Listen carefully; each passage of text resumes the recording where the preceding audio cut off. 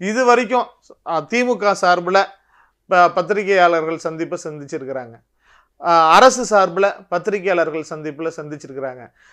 திமுகவினுடைய செய்தி தொடர்பாளர்கள் எல்லா தொலைக்காட்சிகள்லையும் இந்த மாதிரியான யூடியூப் சேனல்ஸ்க்கும் நியாயங்களை அவங்களுடைய தரப்பு விவரணங்களை சொல்லிட்டு இருக்கோம்.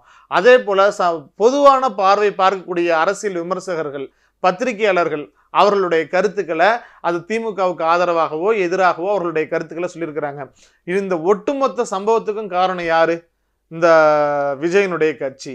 அந்த கட்சியில சரி புசியானது தலைமறைவா இருக்கிறாரு, ஆதவ அர்ஜுன் டெல்லிக்கு போயிட்டு சலாம் போட போயிருக்கிறாரு, ஆர்எஸ்எஸ்ல இருக்கக்கூடிய சிடி நிர்மல்குமார் தலைமறைவா இருக்கிறாரு. இந்த லயோலா மணி, இந்த ராஜ்குமார்லாம் நீ என்ன உன்னெல்லாம் போலீஸ் தேடலடா, நீங்க எங்கடா போய் ஒளிஞ்சிருக்கிறீங்க? உங்களை யாருடா தலைமறைவா இருக்க சொன்னா? நீங்க வந்து பேசுங்கடா. வாய்க்கிலேயே பேசிட்டு இருந்தீங்கல்ல, அவன்லாம் கையெழுத்து போட்டவன்லாம் தலைமறைவா இருக்கிறான். சரி, நீ எதுக்குடா தலைமறைவா இருக்கிற? உன்னை எவன்டா தலைமறைவா? உன்னை போலீஸ் தேடல, வாங்கடா வந்து பேசுங்க.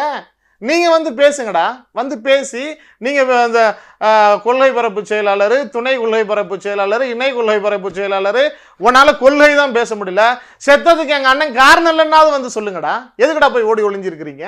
வெக்கமா இல்ல? கொஞ்சம் கூட வெக்கம் இல்ல? மற்ற இடங்கள்லாம் வாய்க்கிலேயே துண்டை போட்டுக்கிட்டு கத்துக்கிட்டு அயோக்கியத்தனமா பேசிட்டு இருப்பீங்களா? இப்ப வந்து பேச வேண்டிய நேரத்துல பேசு, உன் தரப்பு நியாயங்களை சொல்லு. ஏன் பேச மாட்டேங்கிறீங்க?